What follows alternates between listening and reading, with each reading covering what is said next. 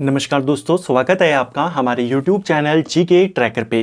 देखिए फ्रेंड, आज के वीडियो में हम बात करेंगे जो हमारी एक सीरीज है उत्तराखंड स्पेशल एमसीक्यू सीरीज, जिसमें हम जो उत्तराखंड की इंपॉर्टेंट बुक्स हैं, चाहे वो बद्रीदत्त पांडे जी की पुस्तक हो, यशवंत सिंह कठेऊ जी की पुस्तक हो, BS नेगी हो या परीक्षा वाणी हो, जितनी भी इंपॉर्टेंट किताबें हैं या उत्तराखंड मुक्त विश्वविद्यालय की पुस्तकें हों, उनसे इंपॉर्टेंट क्वेश्चंस को डिटेल में नए पैटर्न के अनुसार यहाँ पे कवर करते हैं। ये हमारी इस सीरीज की 10वीं क्लास है। आज हम इस वीडियो में उत्तराखंड की जो प्राचीन हिस्ट्री है उससे जुड़े हुए कुछ इंपॉर्टेंट क्वेश्चंस को नए पैटर्न के रूप में यहाँ पे कवर करेंगे। लास्ट वीडियो में भी हमने प्राचीन हिस्ट्री को देखा था, उसके कुछ इंपॉर्टेंट एडवांस्ड एमसीक्यूज को देखे थे। अगर आपने हमारी पिछली क्लासेस नहीं देखी हैं तो आप उनको प्लेलिस्ट में जाके देख सकते हैं। उससे पहले हमने उत्तराखंड ओपन विश्वविद्यालय की पुस्तक से कुछ इंपॉर्टेंट क्वेश्चन उनको कवर किया था। तो चलिए दोस्तों, आज की वीडियो शुरू करते हैं। आज का हमारा पहला सवाल है, प्रसिद्ध ग्वारख्या उडियार के संबंध में निम्नलिखित कथनों पर विचार करें। तो आप लोगों ने कई बार गोरखा उडियार या गोरखा गुफा के बारे में पढ़ा है, तो इस तरह के सवाल बनते हैं, उनको लेकर कथन आपको एग्जामिनर दे देता है। तो चलिए यहाँ पे देखते हैं कौन सा हमारा सही है। पहला, यह चमोली जिले के डुंगरी नामक गांव में स्थित है। क्या ये सही है? जो गोरखा उडियार है ये चमोली में है और चमोली के डुंगरी नामक गांव में आता है। पहला बिल्कुल सही है। दूसरा, लोक विश्वास के अनुसार गोरखा काल में नेपाली सैनिकों ने गांव को लूटकर माल छिपाने और परिचय हेतु चट्टानों पर यहाँ पे चित्र बनाए थे। बेसिकली हमको यहाँ की दीवारों पर चित्र मिले हैं। तो ऐसी मान्यता है कि यहाँ पर जो नेपाली सैनिक थे उन्होंने अपने खजाने को छिपाया था और बाद में वो इस जगह पर दोबारा आ सकें, इसकी पहचान कर सकें, इसके लिए उन्होंने इन चित्रों को यहाँ पे बनाया। हालांकि ये केवल मान्यता है, यहाँ पर ना तो गुफा जैसा कुछ है और ना खजाने छुपाने की कोई जगह है, ठीक है, लेकिन ऐसी मान्यता चलती है। तीसरा, पुराविदों हेतु इसे राकेश भट्ट ने उजागर किया है। क्या ये सही है हमारा? ये वाला भी आपका सही होगा। क्वेश्चन आता है, ग्वारख्या उडियार को फेमस करने का श्रेय किसको जाता है? राकेश भट्ट को जाता है। पूछा है इनमें से कौन कौन सा सही है? तीनों आपके सही होंगे। अगला, ग्वारखा उडियार के चित्रांकनों और आकृतियों के विषय में कौन सा तथ्य सही नहीं है? अब वहां पे जो चित्र बने हैं उनको लेकर के स्टेटमेंट। पहला, यहां पीले रंग की धारीदार चट्टान पर गुलाबी और लाल रंग से चित्र अंकित किए गए हैं। क्या पहला सही है? पहला आपका बिल्कुल सही होगा। डॉक्टर यशोधर मठपाल के अनुसार इन शैल आश्रयों में लगभग 41 आकृतियां हैं, जिसमें से 30 जो हैं वे मानव हैं, 8 इसमें पशु हैं और 3 इसमें मूल रूप से पुरुषों की आकृति बनाई गई है। क्या ये सही है? तो ग्वारखा उडियार से हमें 41 चित्र मिले हैं पत्थरों के ऊपर। इनमें से पशुओं के कितने हैं? 8 हैं। 30 इसमें मिक्स मानवों के हैं और 3 इसमें किसके हैं? पुरुषों के हैं। ये भी सही है। यहां मनुष्य को त्रिशूल आकार से अंकित किया गया है और मुख्य विषय पशुओं को हांका देकर घेरना है। क्वेश्चन आता है, ग्वारखा उडियार के चित्रों का मुख्य विषय क्या है? तो पशुओं को हांका देकर घेरना। यहां पर मनुष्य को किस आकार में दिखाया गया है? तो त्रिशूल आकार में दिखाया गया है। यह भी सही है। ग्वारखा उडियार गुफा के भीतर एक विशाल गुप्त खजाना भी मिला है। तो देखिए, गोरखा उडियार को गोरखाओं के साथ जोड़कर देखा जाता है, जैसे मैंने आपको पर कहा, लेकिन वो केवल एक जनश्रुति है, मान्यता है, ऐसा सच में नहीं है। तो यहां पर खजाना नहीं मिला है क्योंकि खजाने लायक कोई जगह यहां पर है ही नहीं जहां पे गोरखा खजाना छुपा सके अपना, ठीक है। तो डी वाला आपका गलत यहां पे होगा। अगला, किमनी गांव के शिलाश्रय के बारे में कौन सा कथन सही है? चमोली में एक और शिलाश्रय हमको मिला है किमनी गांव से। किमनी गांव के शिलाश्रय, पहला कथन है, यह कर्णप्रयाग ग्वालदम मोटर मार्ग पर एक छोटे से गांव में पड़ता है। जो ये शिलाश्रय मिला है ग्वालदम कर्णप्रयाग मोटर मार्ग पर स्थित किमनी गांव है, यहां से मिला है। यहां पशुओं आदियों की आकृतियां सफेद रंग से चित्रित हैं जो अत्यंत धूमिल अवस्था में है। यहाँ की जो आकृति है किमनी गांव की, यहाँ के शैल आश्रयों में सफेद रंग का इस्तेमाल हुआ है। जैसे हमने ऊपर बात करी ग्वारखा उडियार में जो गुलाबी और लाल रंग है उनका इस्तेमाल हुआ है, ऐसे ही आपको लोहीथाप में भी लाल रंग मिलेगा। लेकिन सफ़ेद रंगों का इस्तेमाल कहाँ पर हुआ है? सफ़ेद रंग किमिनी गांव के जलाशयों में आपको मिलेंगे। तो यहां पर पहला और दूसरा दोनों सही है, ऑप्शन सी हमारा सही उत्तर होगा। यहां से काले रंग के नहीं, हमें सफ़ेद रंग के शैलचित्र मिले हैं। ठीक है, अगला, उत्तरकाशी के पुरोला कस्बे से संबंधित प्रागैतिहासिक आलेख के संदर्भ में सही कथनों का चयन करें। उत्तरकाशी के पुरोला से हमको प्रागैतिहासिक काल का एक आलेख मिला है, उसको लेकर स्टेटमेंट है। देखिए, यह पुरोला कस्बे से 5 किलोमीटर दक्षिण में यमुना घाटी में स्थित है। तो मेन चीज क्या है यहाँ पे कि ये पुरोला कस्बे में है, और अगर घाटी पूछेगा यमुना नदी की घाटी से हमको ये मिला। यहां सड़क से लगभग 20 मीटर की गहराई पर एक काले रंग का एक आलेख मिला है जो लगभग मिट चुका है। एक क्वेश्चन आया था कि हमें जो पुरोला से आलेख मिला है किस रंग का है, कुछ लिखा हुआ है बेसिकली काले रंग पे लिखा हुआ है, और यह किस लिपि में लिखा गया है? तो ये लिखा गया है शंख लिपि में। अब सवाल क्या आता है यहां से कि उत्तराखंड में किस जगह से प्रागैतिहासिक काल का शंख लिपि में लिखा हुआ आलेख मिला है? तो आप कहेंगे पुरोला से मिला है। ठीक है, यमुना नदी घाटी से। डॉक्टर मठपाल के अनुसार यह लगभग 2100 से 1400 वर्ष पुराना है, शंख लिपि में लिखा गया है, और शंख लिपि ऐसी लिपि है जिसको अभी तक पढ़ा नहीं जा सका है। तो हम नहीं जानते उस आलेख में क्या लिखा है। बस इतना याद करना कि पुरोला से हमको एक आलेख मिला है, काले रंग का एक आलेख है और शंख लिपि में लिखा हुआ है। पूछा है यहाँ पे कौन कौन सा सही है? तीनों सही होंगे। ठीक है, जलाशयों में चित्रों के ऊपर चित्र यानी अतिछादन, या जिसे सुपर इम्पोजिशन कहते हैं कि आपने कोई एक चित्र बनाया उसके ऊपर आपने दूसरा कोई चित्र बना दिया, इसी को सुपर इम्पोजिशन कहते हैं, के संदर्भ में अल्मोड़ा के चित्रों को कितने चरण माने जाते हैं? तो देखिए, चित्रों के ऊपर चित्र, हमको ऐसे चित्र जो मध्य प्रदेश में है भीमबेटका, जहां हमें मानव के एशिया के सबसे प्राचीन साक्ष्य मिलते हैं, ऐसे चित्र हमें वहां पे भी मिले हैं कि चित्र के ऊपर चित्र बने हुए हैं, सुपर इम्पोजिशन वहां पर किया हुआ है। ऐसे ही चित्र हमको अल्मोड़ा के चित्रों में भी मिलते हैं। इन चित्रों को पुरातत्वविदों के द्वारा, विद्वानों के द्वारा 5 चरणों में बांटा गया है, जबकि जो भीमबेटका वाले चित्र हैं उनको 9 चरणों में बांटा गया है। ठीक है, तो इन दोनों को याद करना है कि जलाशयों में चित्रों के ऊपर चित्र के आधार पर अल्मोड़ा के चित्रों के कितने चरण माने गए हैं?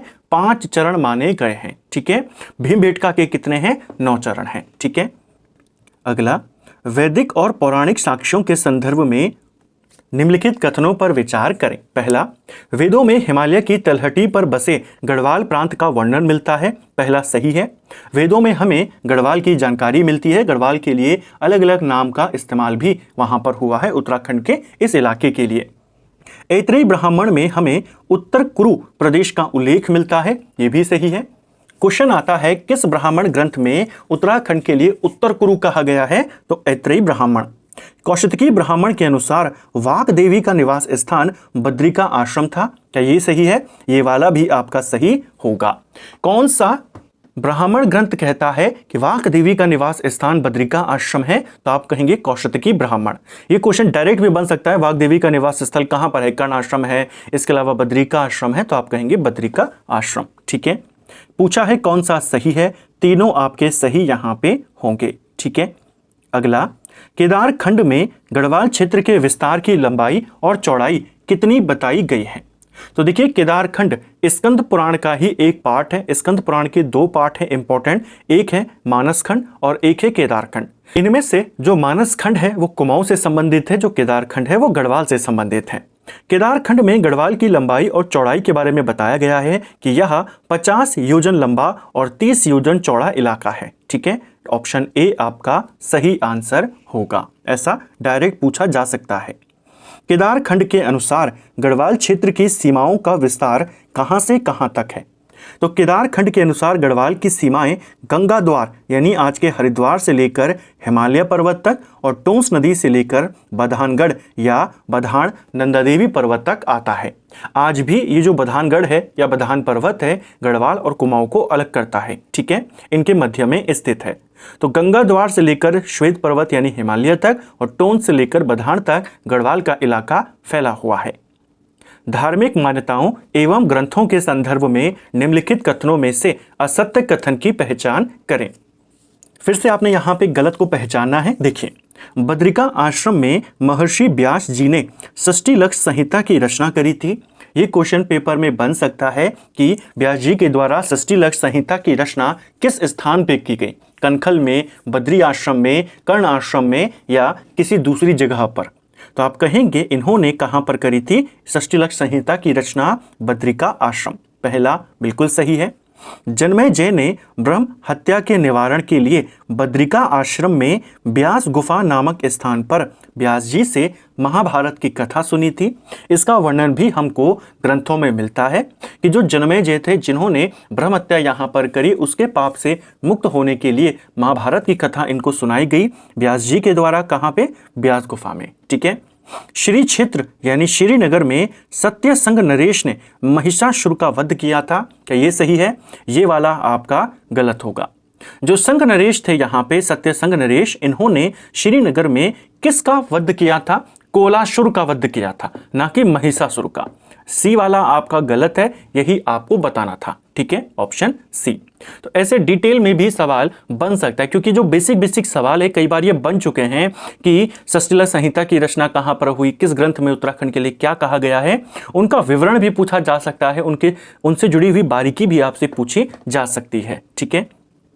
अगला, महाभारत में पांडवों की हिमालय की तीर्थ यात्रा के दौरान किस राज्य या स्थान में अपने सेवकों व सामग्री को रखकर वे पैदल ही हिमवंत के लिए चले गए थे, यानी हिमालय की यात्रा पर चले गए थे? तो देखिए, महाभारत में वन पर्व में हमें यह उल्लेख मिलता है कि पांडवों ने बद्रिका आश्रम की यानी बद्रीनाथ जी की यात्रा करी थी।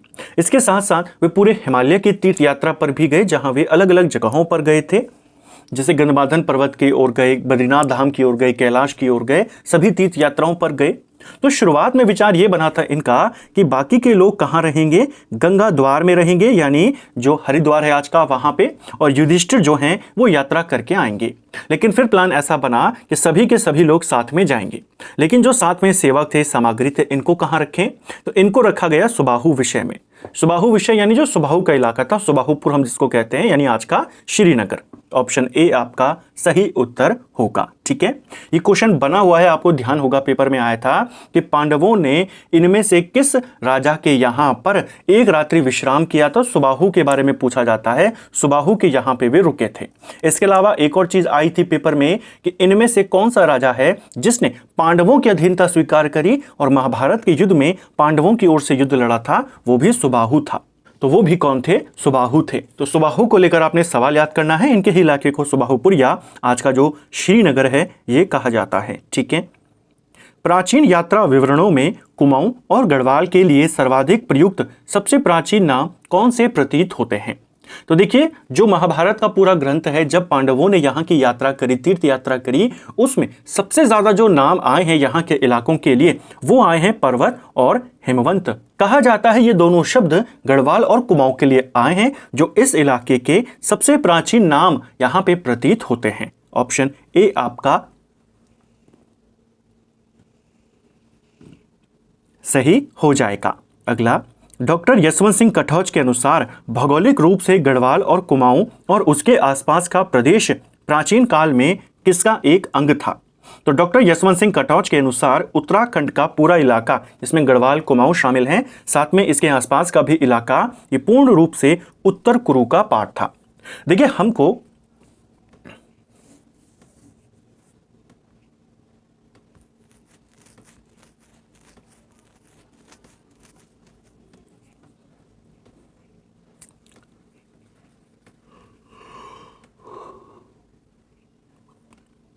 ऑप्शन बी हमारा सही आंसर हो जाएगा, ठीक है।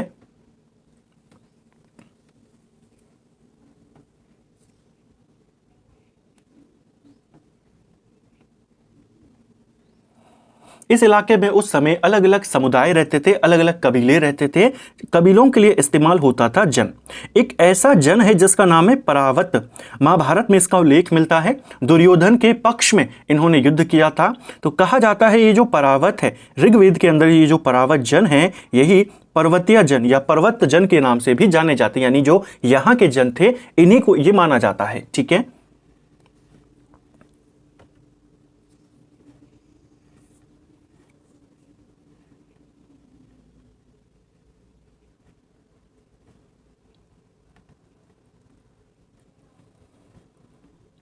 ऑप्शन बी आपका सही उत्तर होगा। अगला, महाभारत काल की राजनीतिक शक्तियों एवं राजवंशों के संदर्भ में निम्नलिखित कथनों पर विचार करें। तो चलिए यहां पर देखते हैं कौन सा हमारा सही है। पहला, आदि पर्व के अनुसार अर्जुन का ऐरावत कुल के नागराज कौरव्य की कन्या उलूपी से विवाह गंगा द्वार में हुआ था। अब देखिए, एक ही क्वेश्चन के अंदर एक स्टेटमेंट में आपको कितने सारे सवाल मिले कि अर्जुन और उलूपी के विवाह का वर्णन महाभारत के किस पर्व में है। पहला सवाल आप कहेंगे आदि पर्व। अर्जुन और उलूपी का विवाह कहां पे हुआ था? गंगा द्वार में। अर्जुन का विवाह किसके साथ हुआ था? तो नागराज कौरव्य जो थे उलूपी, इनकी अर्जुन का विवाह किसके साथ हुआ था? तो नागराज कौरव्य जो थे उनकी पुत्री उलूपी के साथ हुआ था। कहां पे? गंगा द्वार में। गंगा द्वार तब नागों की एक राजधानी थी, यह भी सही है। कुड़िंद विषय यानी सुबाहु विषय का उल्लेख महाभारत के सभा पर्व, आरण्य पर्व, भीष्म पर्व तीनों में मिलता है। तो तीनों में उल्लेख है कुड़िंद विषय या सुबाहु विषय का, सुबाहु के बारे में जानकारी का। कुड़िंद राजा सुबाहु की राजधानी सुबाहुपुर थी, जिसकी पहचान गढ़वाल में श्रीनगर से की जाती है। यह वाला भी सही है। पूछा था कौन सा सही? ऑप्शन डी आपका सही यहां पे होगा। मौर्य काल में उत्तराखंड पर अशोक के प्रभाव के संबंध में असत्य कथन को चुनें। तो चलिए यहां पे देखते हैं मौर्य काल में उत्तराखंड पर अशोक का क्या प्रभाव था। पहला, कालसी में सम्राट अशोक के शिलालेख से प्रमाणित होता है कि यह प्रदेश अशोक के साम्राज्य की उत्तरी सीमा पर स्थित था। पहला बिल्कुल सही। ये क्वेश्चन आया है पेपर में कि किस अभिलेख से ये स्पष्ट होता है कि जो कुड़िंद थे वो मौर्यों के अधीन थे, क्योंकि उस समय उत्तराखंड में कुड़िंदों का शासन था। तो कुड़िंदों के शासनकाल में कुड़िंदों के ही एरिया में हमें मौर्यों का अभिलेख मिलता है अशोक का। तो इससे ये स्पष्ट होता है कि ये जो इलाका था ये अशोक के अधीन था। ठीक है। देहरादून और तराई क्षेत्र अशोक के साम्राज्य के अंतर्गत आते थे। सही है। पर्वतीय भागों में शासन पूर्ववर्त कुड़िंद नरेशों के द्वारा ही होता रहा था। ये वाला भी आपका सही होगा। मैदानी इलाकों में देहरादून वाला इलाका, तराई वाला इलाका उत्तराखंड का, यहाँ पे मौर्यों का शासन था। बाद में कुषाण भी आए, बाद में शक भी आए, लेकिन जो पर्वतीय इलाके थे वहां पर कुड़िंद लगातार शासन करते रहे। ठीक है। अशोक के शासनकाल के पहले वर्ष में ही मध्य हिमालय में बौद्ध धर्म की लहर पहुंच चुकी थी। यानी अशोक के राजा बनते ही बौद्ध धर्म इस इलाके में आ चुका था। गलत होगा। अशोक बौद्ध कब बना था? अपने शासनकाल के 8वें वर्ष जब उसने युद्ध लड़ा था, कलिंग का युद्ध, उसके बाद उसका हृदय परिवर्तन होता है। तो वहां से वो बौद्ध बनता है और फिर बौद्ध धर्म के प्रचार प्रसार के लिए धम्म महामात्रों की नियुक्ति करता और उनको अलग अलग दिशाओं में भेजता है। इस इलाके में जो बौद्ध धर्म आया था अशोक के शासनकाल के पहले वर्ष में नहीं, 17वें 18वें वर्ष में आया था। तो ये वाला आपका गलत है, गलत आपने बताना था।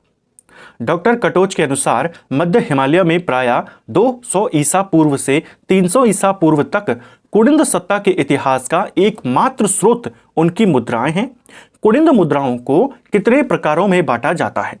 तो देखिए, डॉक्टर यशवंत सिंह कटोच के अनुसार जो कुड़िंद राजा हैं, कुड़िंदों की जानकारी का जो इंपॉर्टेंट सोर्स है, एकमात्र सोर्स है, वो उनकी मुद्राएं हैं। और इनकी मुद्राओं को 3 प्रकार में बांटा जाता है। कौन कौन से ये 3 प्रकार हैं? इनके नाम पूछे जाते हैं। एक है अमोघ भूति प्रकार, एक है अल्मोड़ा प्रकार और एक है छत्रेश्वर प्रकार। क्वेश्चन आता है अल्मोड़ा प्रकार की मुद्राओं का संबंध किस वंश से है? तो आप कहेंगे इनका संबंध कुड़िंदों से है। ठीक है। तो अमोघ भूति, अल्मोड़ा और छत्रेश्वर। ठीक है। अगला है हमारा अमोघ भूति प्रकार की कुड़िंद मुद्राओं के संबंध में निम्नलिखित कथनों में से कौन सा सत्य है? तो अमुकभूति प्रकार की मुद्राओं को लेकर के कथन है। हमने अभी देखा कुड़िंदों की जो हिस्ट्री है, पूरी कुड़िंदों का जो पूरा इतिहास है उनकी मुद्राओं पर आधारित है। उनकी मुद्राओं को 3 भागों में बांटा जाता है, अमुकभूति प्रकार, इसके अलावा अल्मोड़ा प्रकार और छत्रेश्वर प्रकार। इसमें जो अमुकभूति प्रकार है इसको लेकर पहला स्टेटमेंट है कि महाराजा अमुकभूति कुड़िंदों के सबसे प्रतापी राजा थे। पहला आपका बिल्कुल सही होगा। एक क्वेश्चन तो डायरेक्ट ये आता है कि जो राजा अमुकभूति थे ये किस वंश के थे, ये कुड़िंद थे, ये आपके कत्यूरी थे या ये कुषाण थे? तो ये थे कुड़िंद। कुड़िंदों के सबसे महान राजा माने जाते हैं। ये मुद्राएं रजत यानी चांदी की और ताम्र यानी तांबे दोनों धातुओं में मिलती हैं। जो अमोघभूति है इसे सबसे प्रतापी राजा क्यों माना गया? क्योंकि इसकी अपनी अलग तरह की मुद्राएं मिली। इसकी मुद्राएं चांदी और तांबा दोनों की बनी हुई है, यानी इसकी चांदी की मुद्राएं भी मिली हैं और इसके तांबे की मुद्राएं भी मिली हैं। जबकि जो दूसरे कुड़िंद राजा थे उनकी हमें केवल तांबे की मुद्राएं मिली हैं, चांदी की मुद्राएं केवल अमोघभूति की मिली हैं। इससे यह अंदाजा लगाया गया कि काफी शक्तिशाली रहा होगा, काफी प्रतापी राजा उस समय रहा होगा। इन मुद्राओं पर अपूर्ण मुद्रा लेख ब्राह्मी और खरोष्ठी में अथवा केवल ब्राह्मी में मिलता है। तो देखिए जो दूसरे कुड़िंद राजा हैं उनकी मुद्राओं में केवल ब्रह्मलिपि का इस्तेमाल हुआ है, जबकि अमोघभूति की जो मुद्राएं हैं इसमें आपको खरोष्ठी लिपि भी देखने को मिलेगी। कुछ में केवल ब्रह्मलिपि है और कुछ में ब्राह्मी और खरोष्ठी दोनों आपको मिल जाएंगी। तो ये भी सही है आपका। तीनों के तीनों कथन आपके बिल्कुल सही यहाँ पे हो जाएंगे। ठीक है, अमुकभूति को लेकर ये सवाल बनते हैं कि इसकी मुद्राएं किस किस धातु की मिली हैं। तो द्विधातुएं का इस्तेमाल हुआ है, दोनों धातुओं की हमें इसकी मुद्राएं मिली हैं। इसके अलावा दोनों लिपियों का इसमें इस्तेमाल हुआ है और इसी वजह से इसे सबसे प्रतापी राजा कहते हैं। इसकी मुद्राओं में इसको महाराजा भी लिखा हुआ है जो दूसरे कुड़िंदों की मुद्राओं में नहीं है। ठीक है, अल्मोड़ा प्रकार तथा छत्रेश्वर प्रकार की कुड़िंद मुद्राओं के संबंध में सही कथन का चयन करें। अब दूसरा जो कैटेगरी वो अल्मोड़ा प्रकार है। इन मुद्राओं को अल्मोड़ा प्रकार इसलिए कहते हैं क्योंकि हमें ये मुख्य रूप से अल्मोड़ा से मिली थी। अल्मोड़ा प्रकार की केवल उत्तराखंड में 4 मुद्राएं ब्रिटिश संग्रहालय लंदन में सुरक्षित हैं, जबकि कत्यूर घाटी से 54 मुद्राएं मिली थी। यहां से हमें जो अलग तरह की मुद्राएं मिली थी नॉर्मल कुड़िंद राजाओं की, शुरुआत में 4 मुद्राएं मिली जो अल्मोड़ा से मिली थी और इनको वर्तमान में ब्रिटिश संग्रहालय लंदन में रखा गया है। बाद में इन्हीं मुद्राओं की जैसी 54 मुद्राएं हमको और मिली जो हमें कत्यूर घाटी से मिली। तो ये दोनों कैटेगरी किसमें आती है? ये शुरुआती 4 मुद्रा और बाद की 54 मुद्राएं ये अल्मोड़ा प्रकार की मुद्राओं में आती हैं। पहला सही है। दूसरा, छत्रेश्वर प्रकार की मुद्राएं कुड़िंदों ने अपने अधिष्ठाता देव छत्रेश्वर या जिन्हें छत्रेश्वर भी कहा जाता है के नाम पर निर्गत करी थी। जो तीसरी कैटेगरी है छत्रेश्वर, कुछ जगहों पर छत्रेश्वर भी लिखा हुआ है। इस पर जो इनके अधिष्ठाता देव थे छत्रेश्वर भगवान शिव के रूप माने जाते हैं, उनको यहां पर अंकित किया हुआ था और इसीलिए इन मुद्राओं को छत्रेश्वर प्रकार की मुद्राएं कहा गया। माना गया कि ये इस पे जो ये अंकित है छत्रेश्वर, ये इनके आराध्य देव हैं। तो दोनों कथन आपके बिल्कुल सही होंगे। आपको बताना था कौन सा कथन आपका सही है। ऑप्शन सी, पहला और दूसरा दोनों सही है। अगला, कुषाण काल के दौरान मध्य हिमालय की स्थिति के विषय में कौन सा कथन असत्य है? तो कुषाण काल भी आया था, उत्तराखंड में कुषाणों का भी अधिकार रहा, खासकर यहाँ के मैदानी इलाके में। चलिए देखते हैं। कुषाणों के सामने कुड़िंदों को अपने पर्वतीय भूभाग से ही संतुष्ट रहना पड़ा था। क्या ये सही है? ये वाला आपका बिल्कुल सही होगा। देखिए, कुषाणों का जो शासन काल था वो 1ली सदी से लेकर 3री सदी ईस्वी के मध्य में आता है। ठीक है, इस काल के दौरान उत्तराखंड का जो मैदानी इलाका था यहाँ पे कुषाणों का अधिकार हो जाता है, लेकिन जो पर्वतीय इलाका है वहां पर अभी भी जो कुड़िंद थे वो स्वतंत्र रूप से शासन कर रहे थे। ठीक है, कुषाणों की मुद्राएं उत्तराखंड के तराई और शिवालिक के समीप मिली हैं। उत्तराखंड के अलग अलग जगहों से हमें कुषाण वंश के राजाओं की मुद्राएं मिली हैं, कुषाणों की मुद्राएं मिली हैं, जिसमें मुख्य रूप से तराई का इलाका, शिवालिक का इलाका यहां से हमको मिली हैं। तो ये वाला भी आपका सही है। कुषाण सत्ता अधिक समय तक स्थिर न रह सकी और मैदानी क्षेत्र में कुड़िंद वंश पुनः स्थापित हो गया।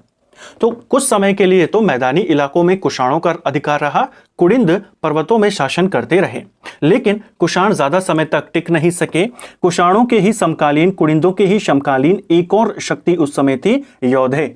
तो योधेय शासकों ने, योधेय राजाओं ने कुषाणों का यहां पे दमन किया। क्वेश्चन आता है कुषाणों का दमन करने में किस वंश की इंपॉर्टेंट भूमिका थी? योधेय शासक। और यह भी क्वेश्चन बनता है कि जो योधेय शासक थे किसके समकालीन थे? तो कुषाणों का दमन क्या, कुषाणों के तो थे समकालीन, लेकिन पर्वतों में कौन बैठे हुए हैं अभी भी? कुड़िंदों के समकालीन भी थे। ठीक है, कुड़िंद का नाम पूछा गया था, तो कुड़िंदों के समकालीन थे, लेकिन कुषाणों को कुचलने में इंपॉर्टेंट योगदान किसका रहा? योधेय शासकों का रहा। ठीक है, तो इसको भी आपने याद रखना है। पूछा है इनमें से कौन सा असत्य है? इनमें से कोई नहीं, सभी के सभी सही है। कुषाणोत्तर काल के योधेय गणराज्य के संदर्भ में कौन सा तथ्य सही है? अब योधेय राजाओं को लेकर के सवाल है, योधेय शासकों को लेकर। देखिए, योधेय गणराज्य 3री-4वीं शती ईस्वी के अत्यंत शक्तिशाली था, यानी कुषाण वंश के बाद सबसे शक्तिशाली शक्ति के रूप में आया था योधेय राजवंश। ठीक है, कांगड़ा, शिमला, जौनसार, भाबर, कालो डांडा, सहारनपुर में अत्यधिक मात्रा में इनकी हमें मुद्राएं मिली हैं। तो कांगड़ा के इलाके में, शिमला के इलाके में इस वंश की हमको मुद्राएं मिली हैं। ठीक है, जौनसार, भाबर, कालो डांडा जो लैंसडाउन वाला इलाका है वहां से भी हमको इनकी मुद्राएं मिली हैं। ठीक है, अगला, तो यहां पर पूछा था कौन सा सही है? दोनों सही होंगे। कालसी प्रदेश में राज्य करने वाले युगशैल या वाष्टगणीय गोत्रीय वंश के किस प्रतापी राजा ने यमुना के वाम तट पर अश्वमेध यज्ञ किया था? तो किस राजा ने यमुना के तट पर अश्वमेध यज्ञ किया था? इसकी यज्ञ वेदिका हमको मिली है और इस राजा का नाम है राजा सीलवर्मन। ऑप्शन बी सही आंसर होगा। युगशैल का जो वर्षगणीय गोत्रीय वंश था, इस वंश का राजा माना जाता है सीलवर्मन को, और इस राजा ने यमुना के तट पर अश्वमेध यज्ञ किया था। ठीक है, क्वेश्चन आता है कि देहरादून से हमें जो यज्ञ वेदिका मिली है वो किसकी है? वो राजा शीलवर्मन की है। ठीक है, इनका जो शासनकाल था लगभग 250 से 300 ईस्वी के मध्य का काल इनका माना जाता है, इसको भी याद रखना है। ठीक है, तो फ्रेंड्स ये था हमारा आज का वीडियो, जिसमें हमने उत्तराखंड जीके के 20 इंपॉर्टेंट सवालों को यहाँ पे देखा। हमने इन क्वेश्चंस को पूरी डिटेल के साथ, पूरे एक्स्ट्रा फैक्ट के साथ, पूरे अतिरिक्त तथ्यों के साथ कवर करने का प्रयास किया। उम्मीद करता हूं आपको आज का वीडियो पसंद आया होगा। अगर आपको ये वीडियो पसंद आई है तो वीडियो को लाइक करें, चैनल पर नए हैं चैनल को सब्सक्राइब करें, अपने दोस्तों के साथ शेयर करें। वीडियो आपको कैसा लगा कमेंट बॉक्स में हमें ज़रूर बताएं। Thank you friends.